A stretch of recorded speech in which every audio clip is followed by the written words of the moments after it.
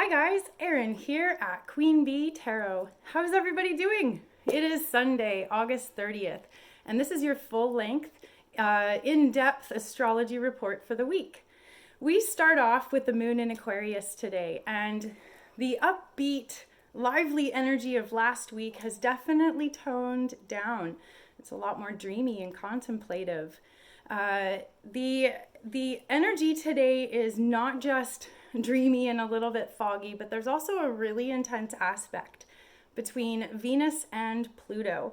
And Venus opposition Pluto provides a reflection. Oppositions are like a mirror reflection, and we don't always like what we see.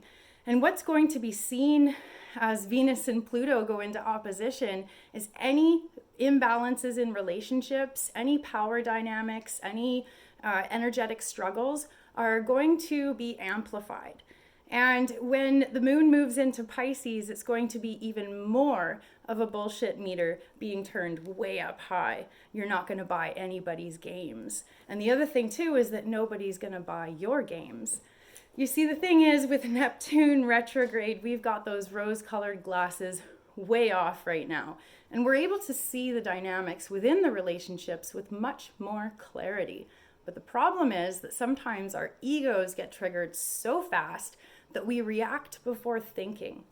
So what's really important this week is that we are really mindful of the ways in which we are triggered and react without thinking, because that's the old me. The old me would have just pointed my finger and said, you. And the new me is embarking on a process of personal growth, and sometimes that involves being humble. In order to really, really grow as people, we have to admit which part of the relationship dynamic is not working, which part we are personally responsible for, right? We can't always point the finger at other people.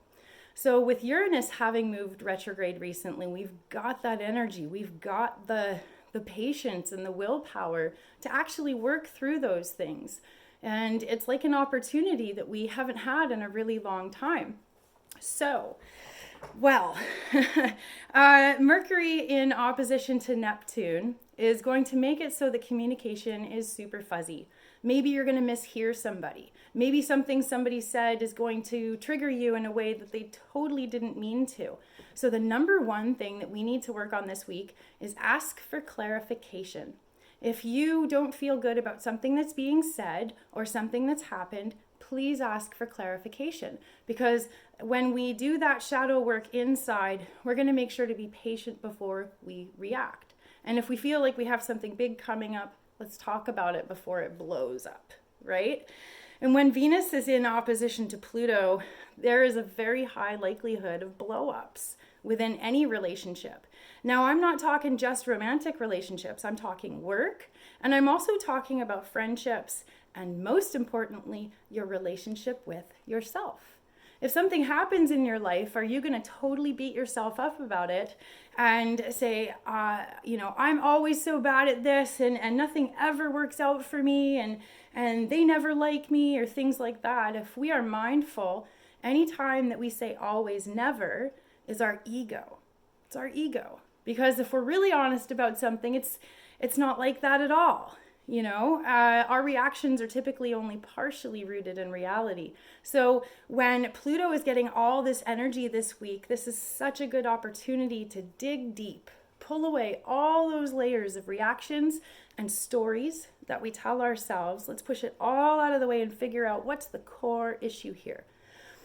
That's why I would like to remind you that the new moon we had in Leo just a couple of weeks ago started us off on what we would consider a moon cycle. So from new moon to new moon, we have these chapters, so to say, where we get to work on certain themes.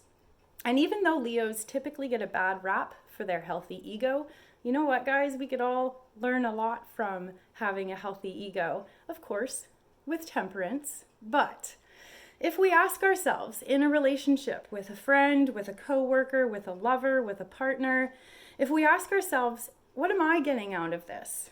It might help you to understand why you feel angry or why it feels like there's an imbalance of power. So asking those questions, even though typically that would be a self-serving, selfish kind of thing to ask, this is actually a really important question to ask during this new moon Leo cycle, because the focus is all about self-love.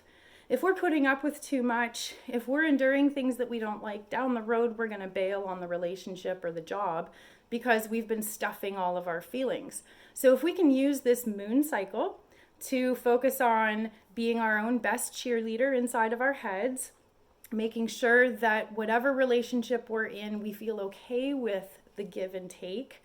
And then, of course, if we want to focus on self-love, we also have to be willing to give that same love to other people, right? We can't expect it and not give it. So Venus opposition Saturn is going to shine a light on Wednesday on relationships that are out of balance in any way. And Tuesday night, with the full moon in Pisces, we are going to have really strong intuition. We're going to feel that divine connection. If you believe in a higher power, I would encourage you to do a full moon ritual and ask for a little bit of guidance. Ask for spirit to show you the way if you're feeling lost. Because this full moon in Pisces is going to be the peak of that Leo new moon cycle. So we've got a new moon, and then 2 weeks later we have a full moon that's like a peak, right? And then it winds down for the next 2 weeks until the next new moon. So with Mercury trine Pluto on Tuesday, we have the opportunity to dig deep, to really, really, really figure out what's going on. Uranus retrograde is giving us the willpower and the energy to go ahead and tackle those issues that have been giving us a hard time. And then with the moon conjunct Neptune on Wednesday, all of that intuition is just going to be so strong that if your gut is telling you to do something, it's going to be really hard not to. So pay attention to your intuition, let it talk to you, think about those relationship dynamics, and do the work this week. With Venus square Mars at the end of the week, there's going to be a lot of tension. And so again, the energy is definitely going to be around kind of butting heads. So this is a great opportunity to practice listening and really hearing what the other person is saying and being humble if there's anything that we need to work on. So just to wrap things up, we have the moon in Aquarius today. It moves into Pisces on Tuesday. On Tuesday night, Wednesday morning, we have a full moon in Pisces. And then towards the end of the week, we have the moon moving into Aries.